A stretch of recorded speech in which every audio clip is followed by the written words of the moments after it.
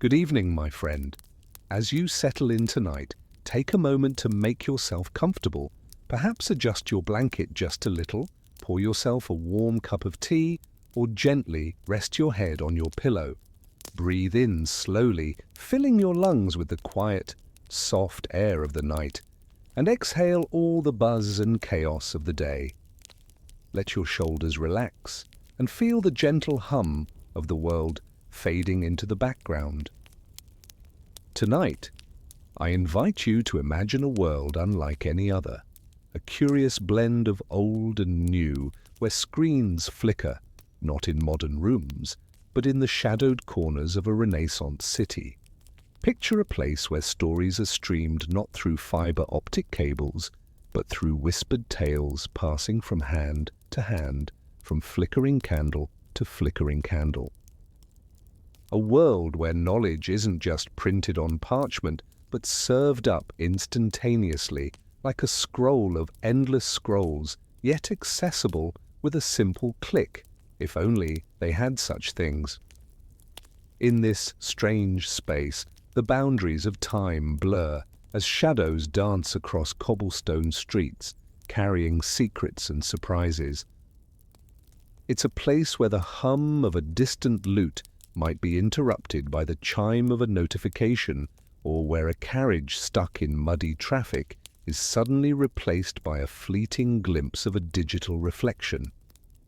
It's an odd, mesmerizing scene, like trying to read a letter through a fogged glass, or listening to a song that plays just a little too softly. And as your eyes grow heavier, you'll soon wake, not in your familiar room, but in a world where the air is thick with mystery and the whispers of technology, long before its time. A place where your role might be far stranger than anything you've known before.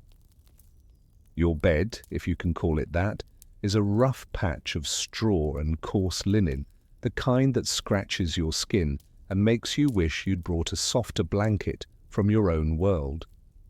The air is thick and heavy, faintly smoky, tinged with the scent of burning herbs and something sharper, perhaps vinegar, or the stench of unwashed bodies mingling in the crowded room.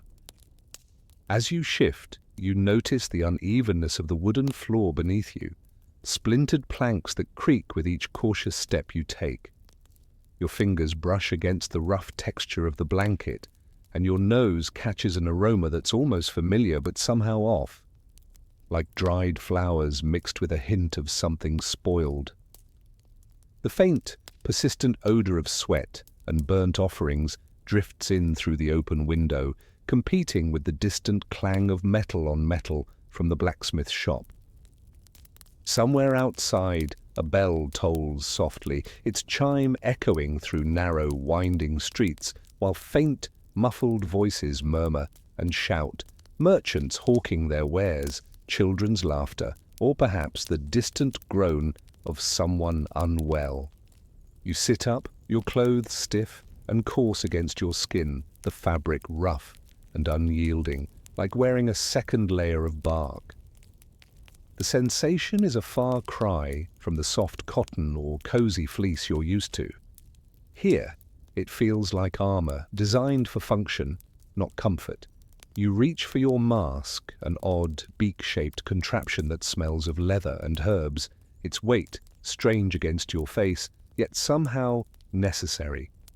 The taste in your mouth is faintly sour, the water you drank earlier perhaps not quite fresh enough, leaving a lingering bitterness on your tongue.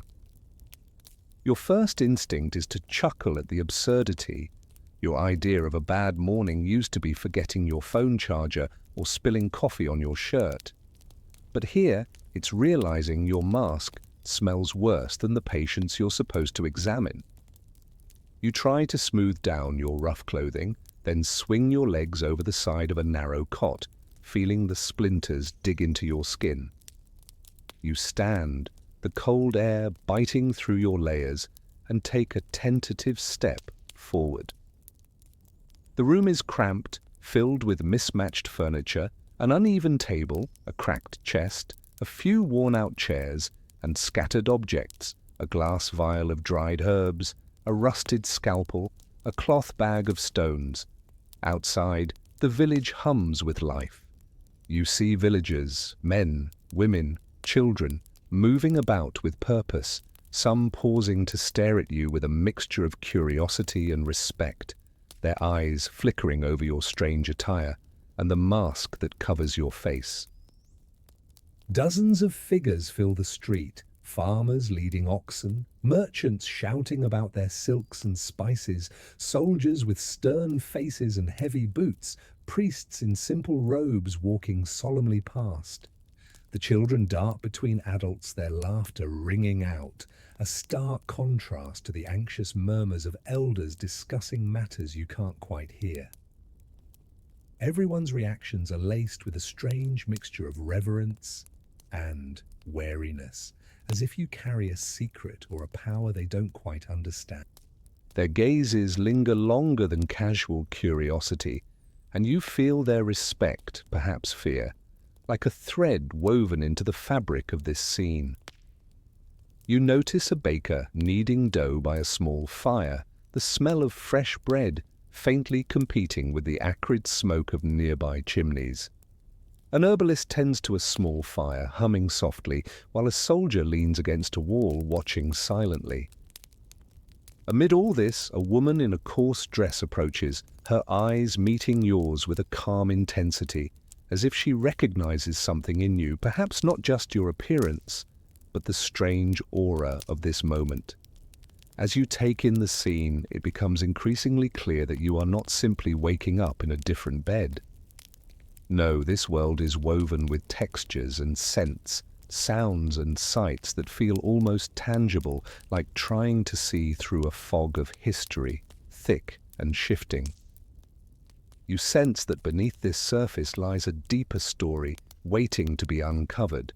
But for now, you just stand here, momentarily lost in the chaos and calm, the raw pulse of life in a time long past, and yet, somehow, strangely familiar. And as you breathe in this unfamiliar air, it begins to dawn on you. This is not your time at all. To truly understand where you've just awakened, you'll need to step back and see the bigger picture, this strange, vibrant world shaped by forces and stories far beyond what your senses can immediately grasp. The era you've woken up in is the late 15th or early 16th century, somewhere in the Renaissance, a time when the old world begins to shimmer with new ideas, but still clings tightly to the traditions of centuries past. It's a period marked by kings and queens wielding power like a crown of thorns, while scholars and artists start to challenge the old stories, whispering of new worlds, seen through a telescope or painted with a brush. Picture the landscape. Sprawling cities with narrow, winding streets, their surfaces often muddy or cobblestone, lined with tall, uneven buildings made of rough-hewn stone and timber. Markets are bustling hubs, noisier than a modern Black Friday, but with more pigs than people, merchants shouting their wares, children darting between legs, and the smell of roasted meats competing with the aroma of roasting chestnuts and fresh bread.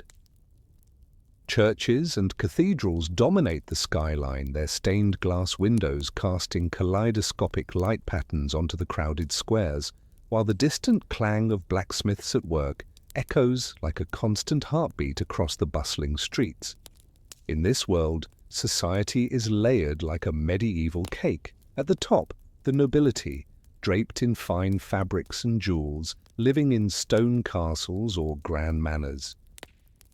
Beneath them, the clergy holds sway, bishops, monks and priests, whose influence is woven into every aspect of daily life, whispering superstitions and divine commandments into the ears of the faithful. Then come the merchants, wealthy or struggling, selling silks, spices and trinkets from distant lands, their stalls a cacophony of colours and calls. And at the bottom, the peasantry, poor, often exhausted, working from dawn to dusk in fields or workshops, their lives a perpetual cycle of toil and hope, with little room for dreams beyond survival. Power in this era is a delicate dance, where kings rule by divine right, yet often rely on alliances, treachery, and the occasional war to keep their crowns intact. Nobles might gather in opulent courts, plotting and feasting beneath tapestries that tell tales of conquest, while peasants risk everything just to plant their seeds and hope the harvest is enough. The strongest rule with a mixture of force and tradition, but sometimes it's just luck who survives the winter, who escapes the plague, who manages to avoid the wrath of a jealous noble or a furious town council. Cast your mind beyond the city walls and into the surrounding countryside, vast fields of wheat and barley, dotted with small villages where life is measured by the rise and fall of the sun. The landscape is often wild and untamed, with patches of dense woods where bandits might lurk, or where the mysterious whispers of old superstitions still echo.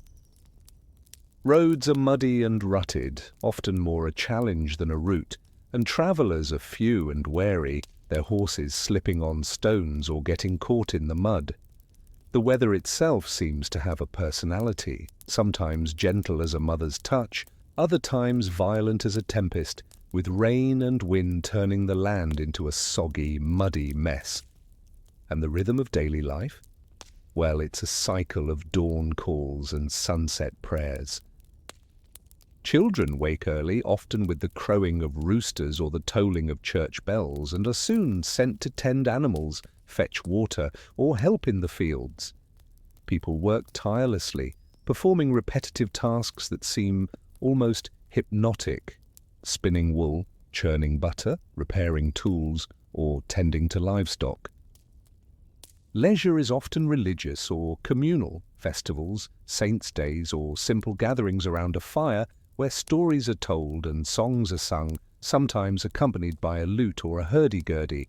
Baths are rare. Taking a wash was suspicious, almost like announcing to your neighbours that you were planning something shady. Instead, people relied on wiping themselves with a damp cloth or washing at the river, hoping to avoid the suspicion of dirt and the wrath of the church's purity laws.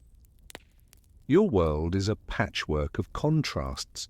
Your modern frustrations, trying to light a damp fire, or explaining your Wi-Fi issues, are laughably insignificant compared to the daily struggle of starting a fire with flint and tinder in a drizzle, without the benefit of a warm, dry house to shelter you. Carrying buckets of water every morning was the medieval version of CrossFit, endless, exhausting, and somehow necessary just to keep life going. And yet amidst all the hardship, life persists with an odd sense of humour. Some believed that carrying a handful of onions in your pocket could ward off the plague, organic, if not entirely reliable medicine. Others swore that sniffing flowers soaked in vinegar was the secret to health, a strange, pungent alternative to modern sanitizers. Politically, this is a world shaped by monarchs and the church, reigning over kingdoms and city-states, often at odds, sometimes allied, always fraught with the threat of invasion or rebellion. Wars rage in distant lands, kingdoms clash over borders, and armies march across the continent like giant restless beasts. The Church's influence is absolute, its superstitions woven into the fabric of everyday life, guiding decisions from birth to death, from the choice of a spouse to the selection of a cure for the common cold. Superstitions thrive. Some believed that carrying a sprig of rosemary could keep evil spirits at bay, while others thought that a pinch of leeches could drain away illness, literally. The collective mind was a tapestry of faith, fear, and stubborn tradition, often more powerful than any king's decree. And so as you settle into this world, remember that it's one of contrasts, where the divine and the mundane collide daily, where superstition and science dance uncertainly, and where life is both brutal and beautiful in ways that modern life could hardly imagine.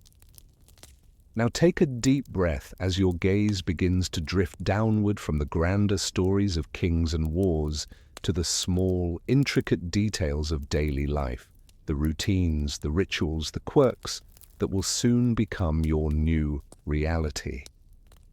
Because before long, you will see that this world, for all its chaos and wonder, is just a different kind of modern, one with its own rhythms, its own stories, and its own peculiar charm. As the first light of dawn slips through the small, uneven window of your humble abode, you begin to stir from your restless sleep.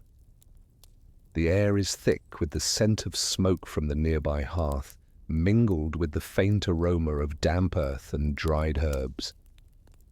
You stretch your limbs slowly, feeling the stiff muscles protesting after a night on a mattress of straw and rough wool blankets. Your bed, if it can be called that, is a simple wooden frame with a mattress of coarse linen and a patchwork quilt stitched together from remnants of fabric that have seen better days. You sit up and rub your eyes, then reach for the basin of cold water that rests on a nearby table made of rough, splintered wood, smelling faintly of burnt pine and lingering smoke. With a sigh, you dip your hands into the water, feeling the chill bite at your skin, refreshing and bracing like a slap of winter in July. You splash some on your face, the coldness awakening your senses, while the water sloshes over your fingers, leaving behind a faint film of dirt and soapless grime. You grasp a rough, coarse towel, more a piece of woven cloth than a soft towel, and wipe your face, the fibers scratching your skin as you dry. No fragrant soap or modern cleanser here, just water and maybe a pinch of herbs or vinegar to mask the smell of sweat and dirt.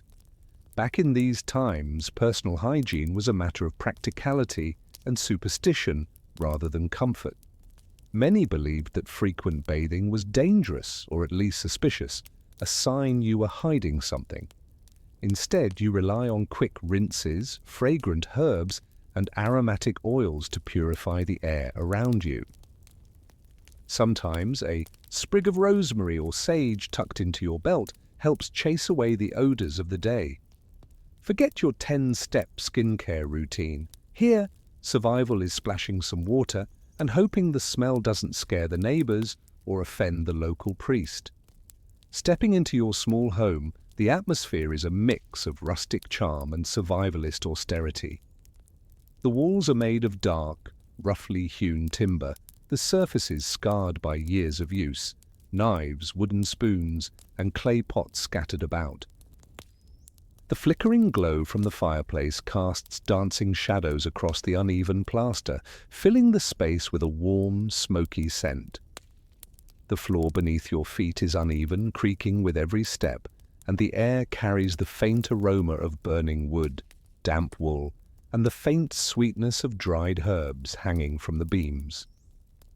You notice a small shelf lined with ceramic jars, some filled with dried flowers, others with salt, vinegar, or remnants of preserved vegetables. A simple wooden chair, its legs uneven, sits beside a rough-hewn table where your breakfast awaits.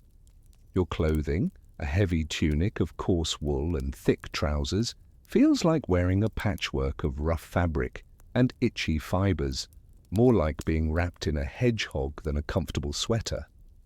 The shoes on your feet are stiff, made of hardened leather that pinches and rubs, your toes cramping from the uncomfortable fit. You might as well be wearing a suit of armor designed more for durability than for comfort. Your skin reacts with a mixture of itchiness and cold, the fabric rubbing against your arms and legs, hinting at the days when cloth was scarce and practicality trumped fashion. Ironically, your modern idea of a comfortable outfit, a soft hoodie or stretchy jeans, would be considered a luxury or even a sign of frivolity in this world where every piece of clothing is a badge of resilience. Now it's time for breakfast. You reach for a piece of coarse, dark bread, dried and dense, more like a brick than a slice, and break it apart with a dull thud. The bread tastes of earth and time, with a faint hint of sourness from the fermentation. Alongside it, a piece of aged cheese, hard and crumbly, offers a sharp, tangy flavor that makes your eyes water just slightly. You sip on a thin, lukewarm broth, more water with a whisper of salt and herbs, an unpretentious start to what will be a long day. Drinking here is a simple act, not a ritual. No fancy coffee or herbal teas, just a gulp of whatever is at hand, in a cup that's chipped and stained. Compared to the modern obsession with artisanal lattes, this is a far cry from the frothy, Instagram-ready beverages we're used to. Before stepping out into the world, you perform a few small rituals, some superstitions, some habits. You might tie a small charm or amulet around your neck, believed to ward off illness or evil spirits. Maybe you whisper a quick prayer, crossing yourself to invoke divine protection, or light a small bit of incense, smoke curling upward, filling the room with a faint, sweet aroma that you hope will keep sickness at bay. Perhaps you spray a bit of vinegar or herbal essence into the air, trying to purify the space in your own way.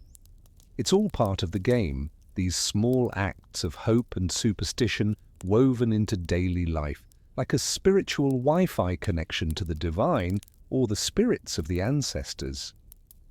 You glance around your humble home, an intimate world of worn furniture and flickering shadows. The fireplace crackles softly, the wood popping and burning with a scent of burnt pine and ash. Rags and cloths hang from hooks, damp from yesterday's wash, which consisted of scrubbing yourself with rough cloths and cold water, rather than bubbles and lotions. The aroma of damp wool and smoke fills your nostrils, comforting in its familiarity, yet a reminder of how different hygiene and cleanliness are from your current world of showers, deodorants, and antibacterial gels. Your mirror is a simple piece of polished metal or a small, cracked glass, rare luxuries, reflecting a face that is often rough, weathered, and tired, yet somehow resilient. As you prepare to step outside, you notice the textures of your environment: rough, splintered wood, the coolness of stone, the unevenness of earthen floors, every surface telling a story of endurance and resourcefulness. Your body is stiff from hours of rest and the coarse clothing, but you stretch again, feeling the slight discomfort and the reminder that here, comfort is a luxury you can't always afford. Your skin might itch from the rough fabric, your fingers stiff from the cold, your muscles protesting after a night of unsteady sleep. But this is simply life, an unvarnished, unfiltered existence where survival depends on adaptation, resilience, and a good deal of patience. And yet, as strange as it all feels, these routines of washing, dressing, and eating, there's a quiet rhythm to it, almost meditative, a slow dance with the day's demands. It's a world of contrasts and small rituals, where even the simplest acts are imbued with superstition, necessity, and a dash of stubborn hope. So, take a deep breath, feel the textures and scents, and prepare yourself for what comes next. Because once you step outside, you'll see that the world isn't so different, just a little rougher around the edges and a lot more rooted in tradition than in the sleek, sanitized routines we're used to. And with that, you're ready to face the day, carrying the quiet resilience of a world both ancient and surprisingly familiar. The sky above is a hazy grey, tinged with the faint scent of damp stone and distant fires, as a thin fog clings to the cobblestone streets and muddy alleyways. The ground beneath your feet is uneven, pocked with puddles of stagnant water, patches of mud, and scattered dust that swirls around your ankles with each step. Around you, the village awakens slowly. Merchants begin to pack up their carts, calling out in loud, nasal voices, their stalls laden with produce, fabrics, and trinkets. The distant clatter of hooves on uneven paving, the murmur of conversations, and the occasional barking of a dog punctuate the air, blending into an ambient hum of daily life. You're already wearing your distinctive attire, perhaps a heavy, dark cloak, a leather bag slung over your shoulder containing dried herbs, small vials and tools, your mask of beacon glass, a symbol of your role, firmly in place. The leather straps of your bag feel cool and slightly sticky from the morning dew, while the rough fabric of your tunic brushes against your neck, offering little comfort but ample protection from the unpredictable weather. As you step onto the street, your presence turns a few heads. Children gape at you, half curious, half terrified.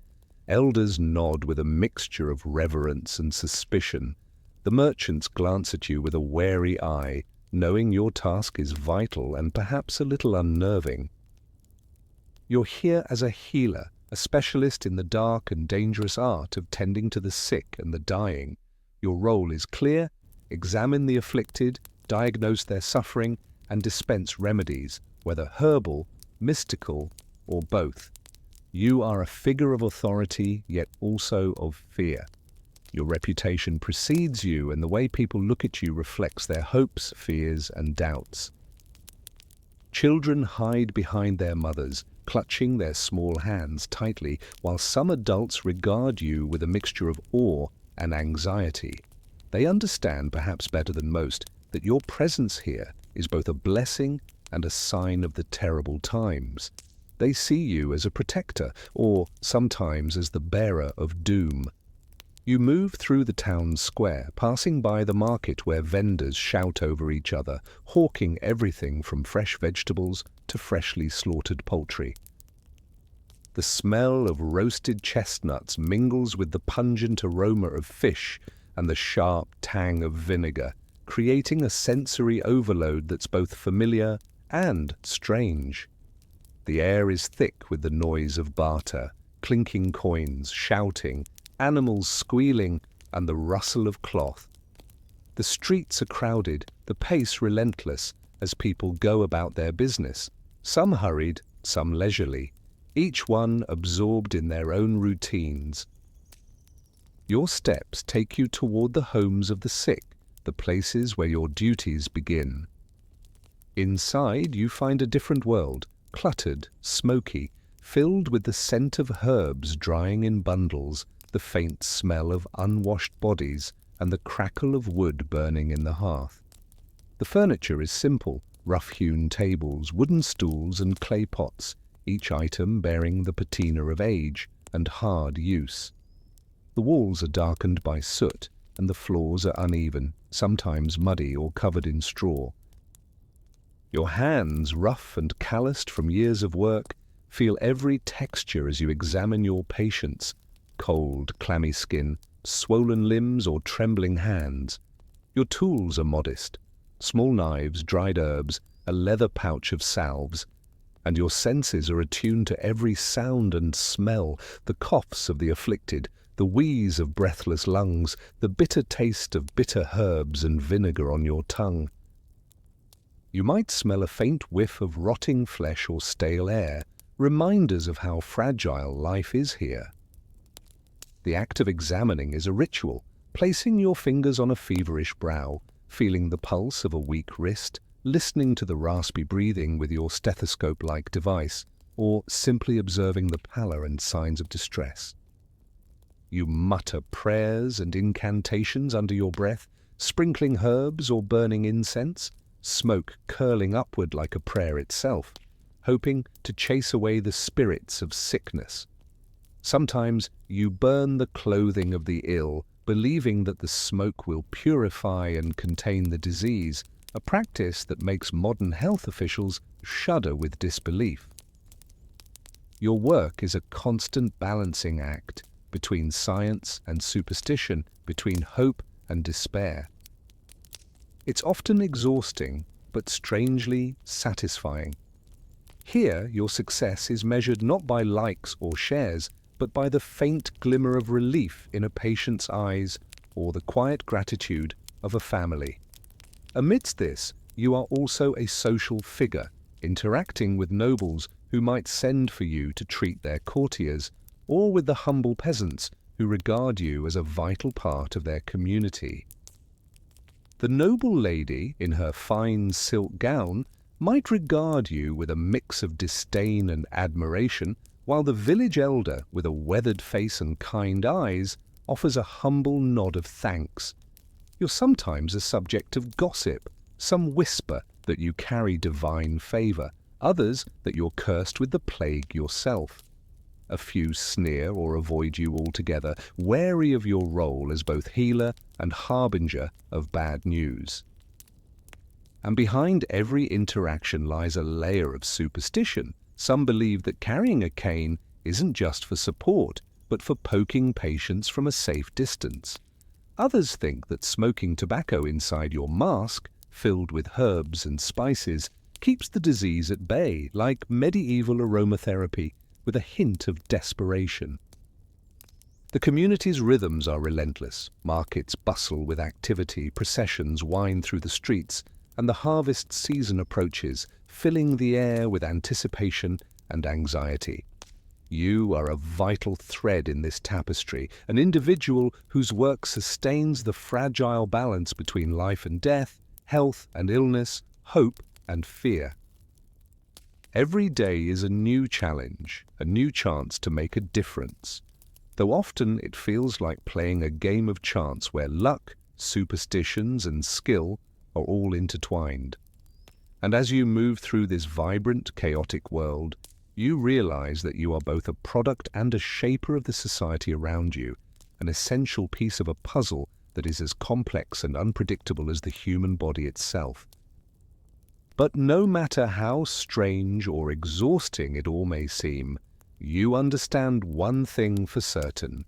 In this world, every act of care, every prayer, every herb used is a testament to resilience, your resilience, and that of the community you serve. Now, as you prepare to face the next task, whether it's a visit to a sick child, an examination of a feverish elder, or a consultation with a wary noble, remember that your role is more than just a healer. You are a vital part of this living, breathing society, woven into its hopes, fears, and daily struggles.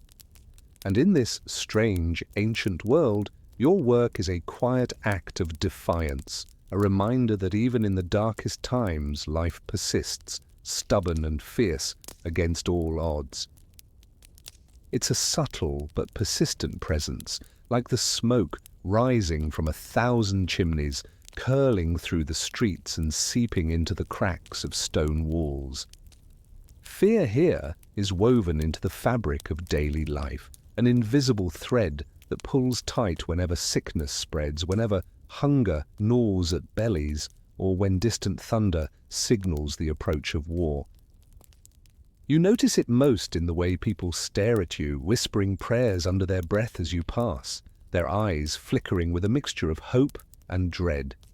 It's in the way children clutch their mothers' skirts, eyes wide with the silent plea for protection, and in the way elders cross themselves with trembling hands, seeking divine favor in a world that feels unsteady.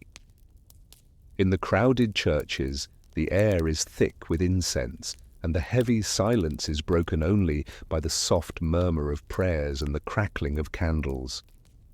The pews are filled with the faithful, faces illuminated by flickering flames and stained glass, their hands pressed together in fervent supplication. Sins are confessed, sins are forgiven, and every bell that tolls rings out as a reminder of divine judgment, whether in celebration or warning.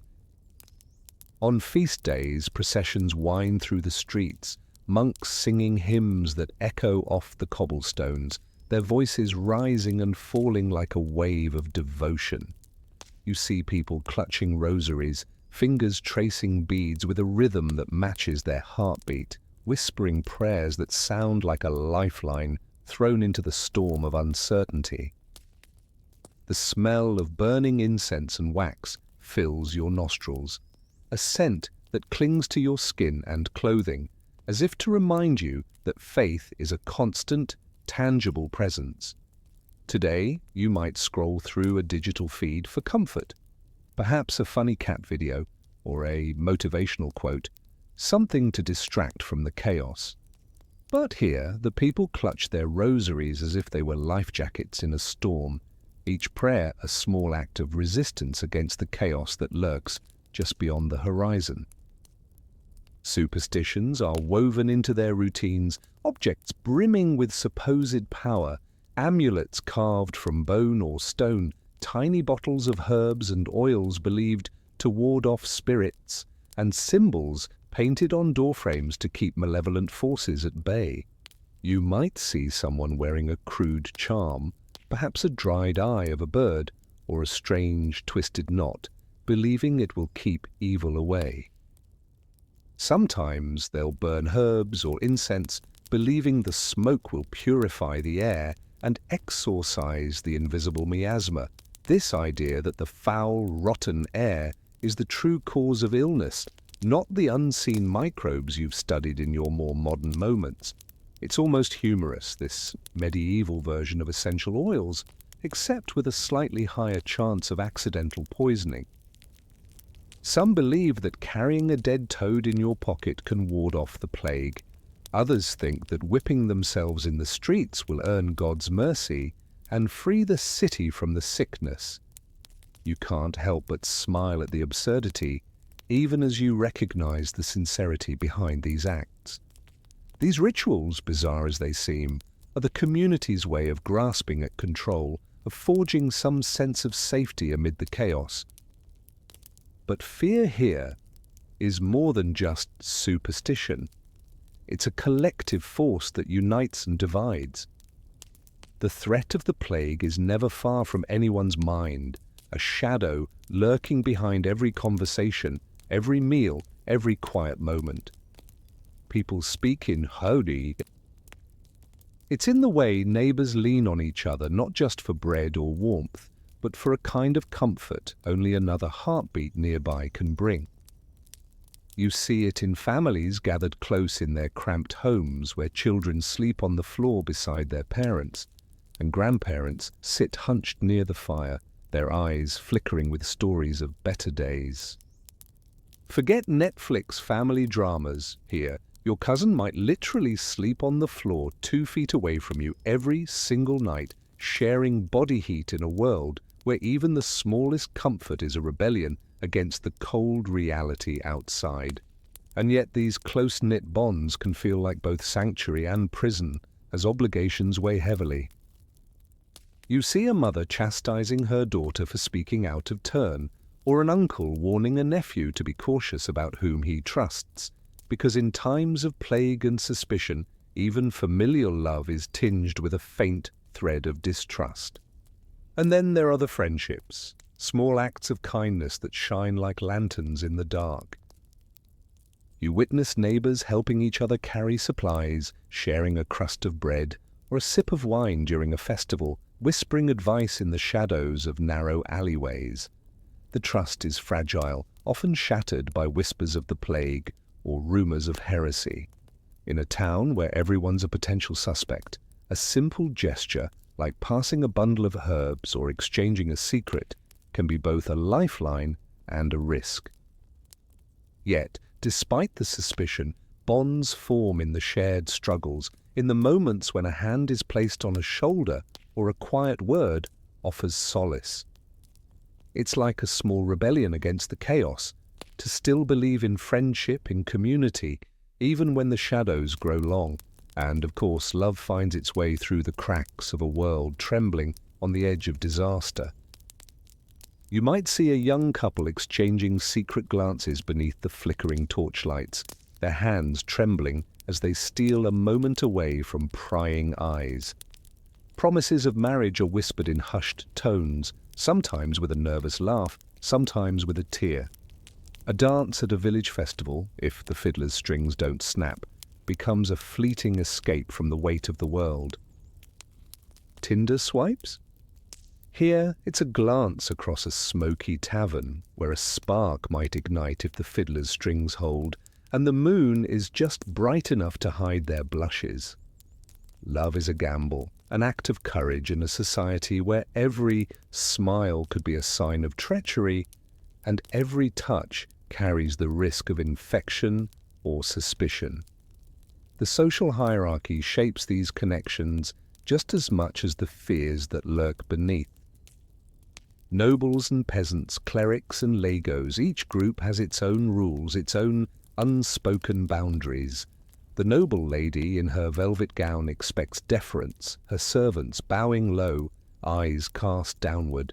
The clergyman in his robes commands reverence, yet might secretly harbour doubts about the divine and the devil's influence. You, as a plague doctor, are a figure of both awe and fear, respected for your knowledge, yet never fully trusted. Some see you as a saviour, perhaps the only hope against the invisible killer, while others whisper that you're a harbinger of death, a witch's accomplice cloaked in your strange mask. Your role is a delicate dance, balancing the respect owed to your station with the suspicion that trails behind every visit, every prescription. Community gatherings are the lifeblood of this world, festivals, processions, funerals, and markets that pulse with sound, smell, and colour.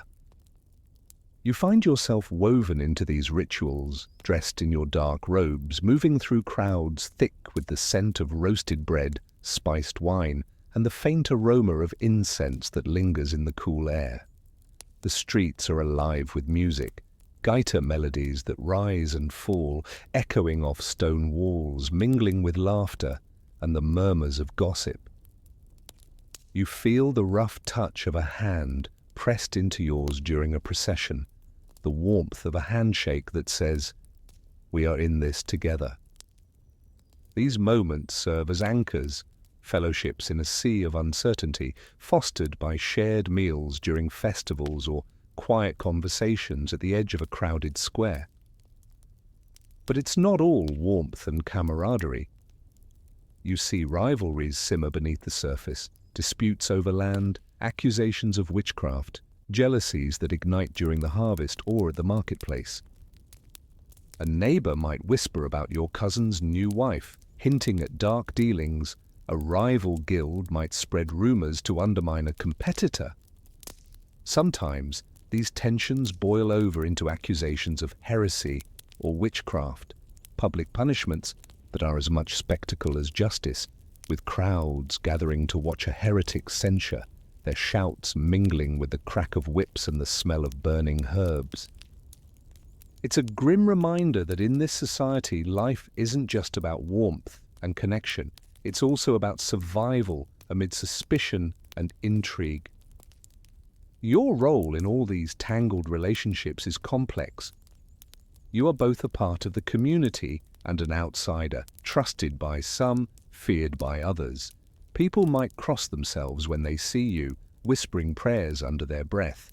They look at you with a mixture of hope and trepidation, wondering if you're the cure or the curse. Some might see your mask as a sign of divine protection, while others see it as an ominous symbol of death. You might hear hushed whispers as you walk past. "He's the one who can save us," or "He's the one who'll bring the plague." And in moments of quiet, you might chuckle inwardly, thinking how bizarre it is that their superstitions are often stranger than any modern belief. Like some villages thinking sneezing at a wedding is an omen, good or bad, depending on which grandmother is telling the story. Or how public punishments, sometimes brutal, are almost like the medieval version of reality TV, spectacles that keep everyone watching, wary and fascinated in equal measure. Fear here is like the smoke from 100 chimneys. You breathe it in whether you want to or not. It's a constant, whispering presence, shaping every relationship, every conversation, every act of trust and betrayal. But even amid the shadows of suspicion and the weight of collective anxiety, people still reach out, holding hands, sharing stories, singing songs that echo with hope or defiance. Because in the end, These bonds are what keep life moving forward, fragile yet fierce, whispering softly that despite everything, human connection remains the greatest act of rebellion in a world on the brink. And as you navigate these intricate relationships, remember that beneath all the fear, beneath the masks and the rituals, beats a simple truth, that even in the darkest times, the human heart refuses to be extinguished. It keeps beating, keeps loving, keeps connecting, because that's what makes life worth living, even in a world where shadows threaten to swallow the light. The candlelight flickers softly, casting shadows that dance across the uneven planks, while the faint aroma of bread, baking in the communal oven, mingles with the sharp scent of vinegar and the smoky undertone of dried fish. As you settle in, the first sensation is the dryness of your throat, craving the moisture of a cold canteen, or perhaps a sip from a battered tankard. Around you, the air hums with the sounds of life, metal clinking on wood, the muffled murmur of voices, the crackle of firewood burning, and the occasional gust of wind rattling shutters or stirring the smoke that rises lazily from the hearth. The surface before you bears a simple array of dishes, bowls of thick pottage bubbling gently, slices of coarse dark bread, and a wedge of hardened cheese whose surface is marbled with tiny cracks.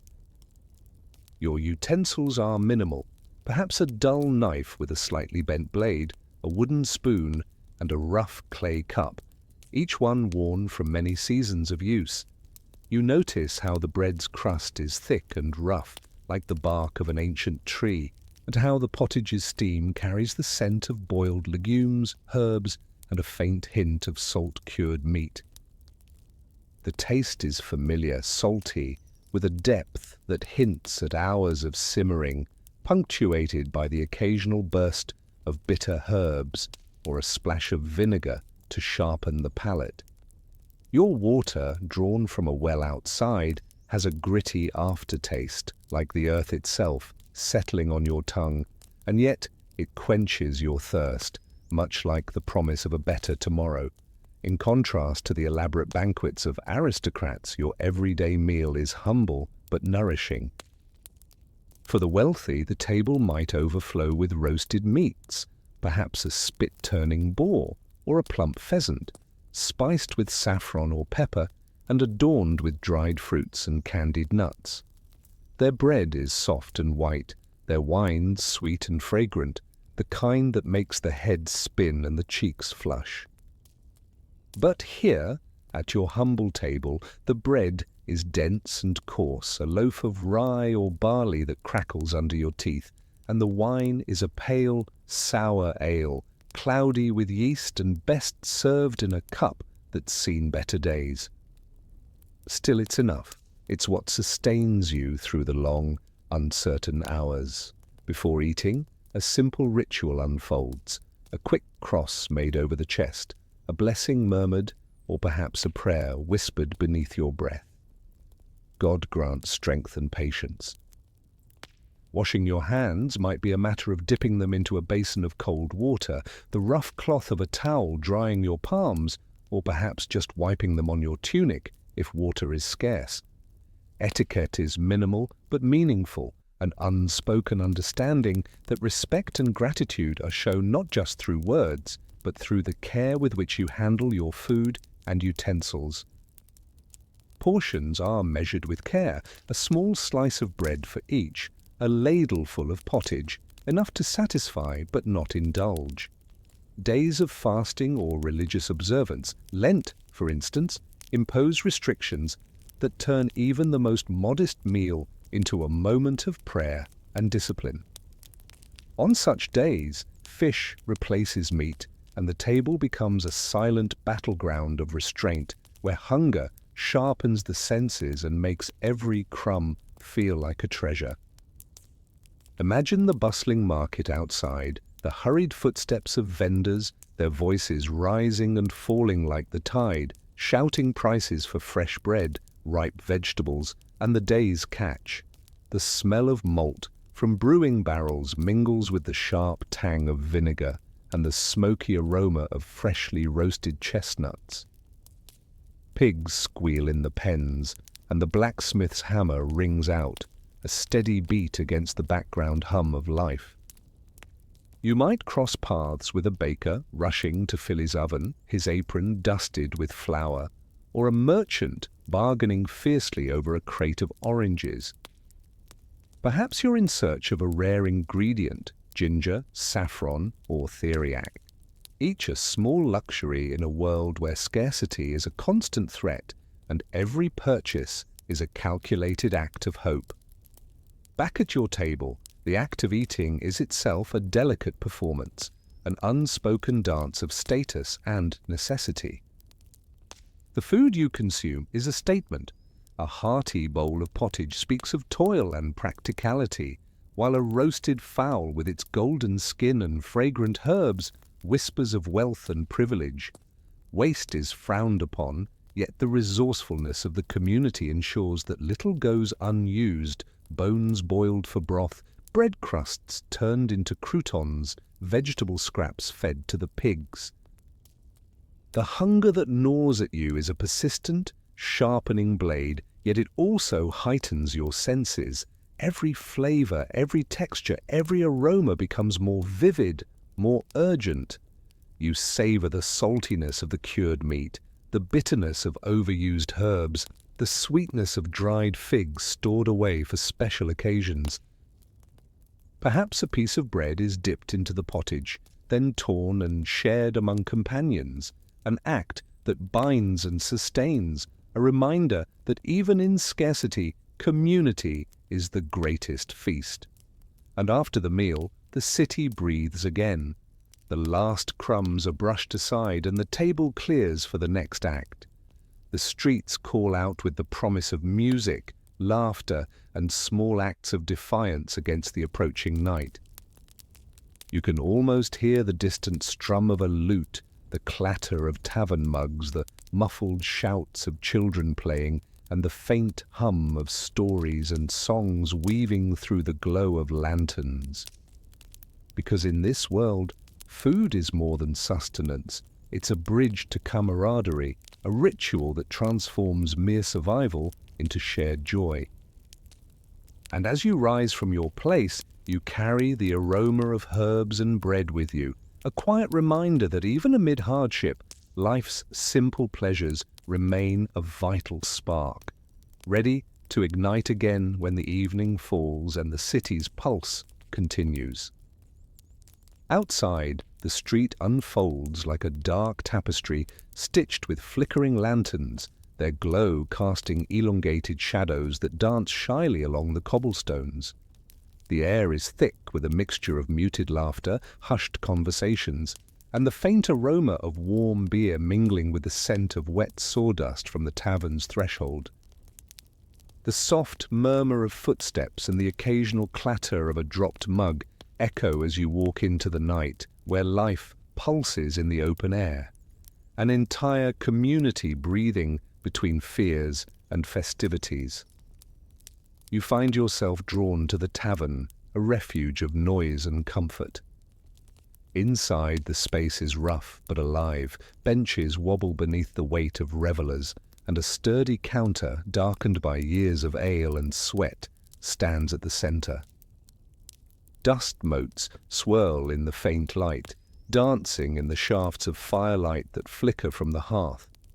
The chatter rises and falls, voices tumble like a gentle stream over the clatter of dice and the scratch of a wooden board. Someone tosses a handful of coins onto a table, their clink sharp and brief, like a promise of luck that might just be broken. Just as the dice tumble lazily across the table, falling with all the grace of a slipping coin, landing flat, landing cruel, landing as expected. The roll is a gamble, a hope, and a reminder that fortunes are as fragile as a promise made at dawn. Laughter erupts, a rough, hearty sound, and a song begins, an old melody played on a Rebecca, its notes uneven but heartfelt. You can't help but join in, your voice blending with the chorus, or simply listen, feeling the warm sweat of the dance that's about to unfold.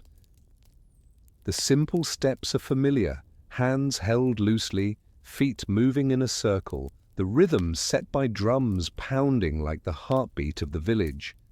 The sweat trickles down your brow, salty and sweet, as you mark time with your boots, the wood beneath creaking in harmony with the music.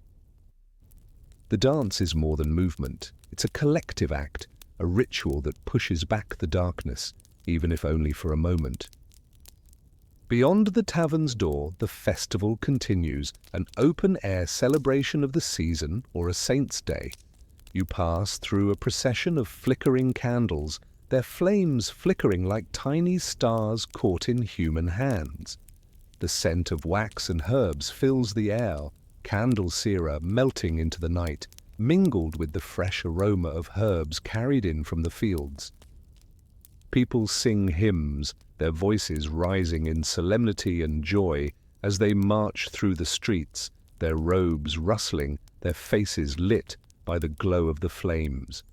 Children run ahead, their laughter ringing like chimes, as elders walk solemnly, their eyes fixed on the flickering lights and the distant silhouettes of flagellants whipping themselves in rhythmic penance, their movements a stark reminder of faith's weight amid the chaos. Meanwhile, in shadowed corners, the darker side of the night lurks. Flagellants, their whips cracking sharply against their backs, moving like a storm cloud across the horizon of your senses. Their presence is a reminder that fear and superstition are woven into the very fabric of this community. Sermons that cut through the night air like a blade, sharp and unrelenting, calling for repentance or warning of divine displeasure. Curious onlookers gather at a respectful distance, eyes wide but cautious, watching as a figure is led in front of a simple scaffold where an act unfolds, an act of discipline, a spectacle of faith, a lesson etched into the darkness. You feel a shiver, not from cold but from the weight of old fears, the kind that settle into bones and whisper that even amidst celebration the shadows are never far. In this moment, your gaze flicks to those around you. As a doctor of sorts, perhaps the one who quietly tends to the wounded or offers a silent blessing, you observe the community's complex dance of hope and dread. Someone approaches, an anxious hand, seeking a quick word of reassurance, a whispered blessing, a gesture to ward off ill omens. You brush your finger along the edge of a windowsill or touch the beaded fringe of a prayer charm, sending a subtle signal that even in the midst of revelry, the unseen threads of superstition and health are woven tightly. The night ebbs and flows like a slow river, laughter and music intertwining with the shadows that stretch long and dark. The music, from a lute or a tambourine, becomes a heartbeat, a pulse that reminds you that life is a fragile thread spun through the loom of mortality. The distant toll of a bell or the faint chime of a church clock signals that time is a steady, unyielding force, one that laughs at human plans and dances just beyond reach. Between a song and a prayer, the community quietly remembers. Everything begins and everything ends. The laughter, the dance, the fleeting joy, they are all part of this ongoing cycle. As the last notes fade and the candles flicker low, the silent truth settles in. The city's life is measured not just by its celebrations, but by its awareness that beneath every bright moment lies the shadow of mortality, always waiting. When the final echo of music dissolves into the night, the village's heartbeat quiets, yet the memory lingers, alive in each breath, each flicker of candlelight. The night teaches you that even amid the joy, the darkness is never far, and that the true dance is between light and shadow, life and death. And so, with a gentle breath, you prepare yourself for what comes next, because all stories, like all lives, are woven from the same ancient thread, beginning, flourish, fade, and return. Outside, the distant murmur of the village breathes softly, an ongoing lullaby, life's steady pulse wrapped in the hush of night. The air carries a faint scent of soap made from herbs and fat, mingled with the subtle aroma of dried flowers pressed between pages of an old prayer book. Your window is slightly ajar, allowing a whisper of cool air to brush against your skin, carrying with it the earthy smell of damp soil and the distant rhythmic tap of a shovel turning over fresh earth. It's a scene of calm, of quiet continuity, where every breath feels like a prayer of gratitude. Think back. The birth of a child, marked by a hurried rush of water and a rough cloth, a tiny cry like a distant bell announcing new life. The tiny fingers grasped in small, trembling hands, the hope wrapped in a humble cloth. These moments are woven into the fabric of your days, fragile yet profound. Then comes the promise, an exchange of rings, a blessing spoken softly in the doorway of the church, where community and faith intertwine. A simple gesture, pushing bread and salt into clasped hands, signaling unity, a bond sealed beneath the watchful eyes of neighbors. The echoes of music, lutes, flutes, and the scrape of a fiddle fill the air, mingling with the murmured prayers of those gathered, their voices rising in a brief, heartfelt song. The community bears witness, their hands intertwined in silent support, as vows are made, futures entrusted to the hands of others. Life's work flows onward, carved wooden tools passed from generation to generation, each scar and groove telling stories of labor, patience, and perseverance. Grandmothers whisper advice, their voices gentle as they pass old objects. An embroidered cloth, a worn-out comb, a sturdy wooden bench, reminders that some treasures are measured in memories, not riches. And then the shadows grow long, and sickness arrives like an uninvited visitor. A simple bed becomes a quiet altar, where prayers are murmured and anointed, hands kneel beside a trembling frame. When illness strikes during times of plague, the rites are hurried, the rituals diminished, fingers crossed, a quick blessing, a prayer whispered between labored breaths.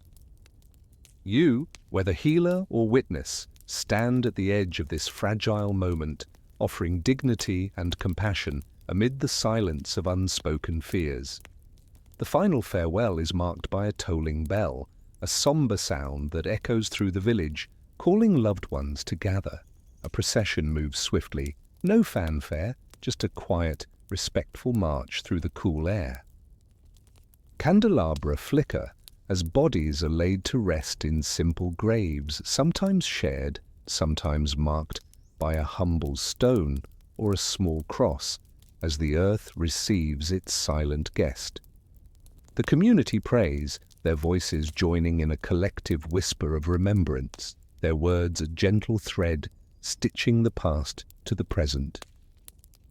Perhaps in the stained glass windows of the village chapel, scenes of dance and allegory remind everyone of life's transient beauty, skulls and skeletons painted as humble reminders that mortality is woven into the very fabric of existence, as eternal as the cycle of seasons.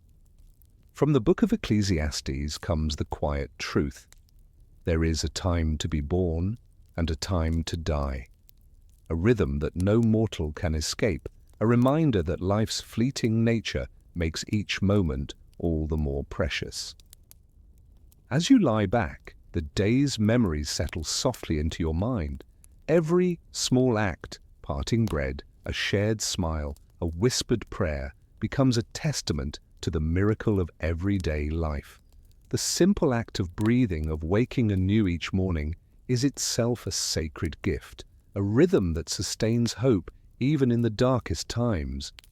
The candle's flame diminishes slowly, its glow softening, casting gentle shadows that stretch and fade. The warmth persists, lingering like a quiet promise. Close your eyes now. The village continues beyond your window, breathing in its own slow, sacred cycle. Your breath matches the quiet rhythm. Inhale, exhale, steady and sure. Rest here, wrapped in the gentle embrace of time's endless turning. When the last flicker of candlelight dims and silence settles like a soft blanket, remember, life is a continual gift, each moment a delicate thread in the vast, quiet tapestry of eternity. Now it is your turn to sleep, carried by the gentle, unhurried flow of the night.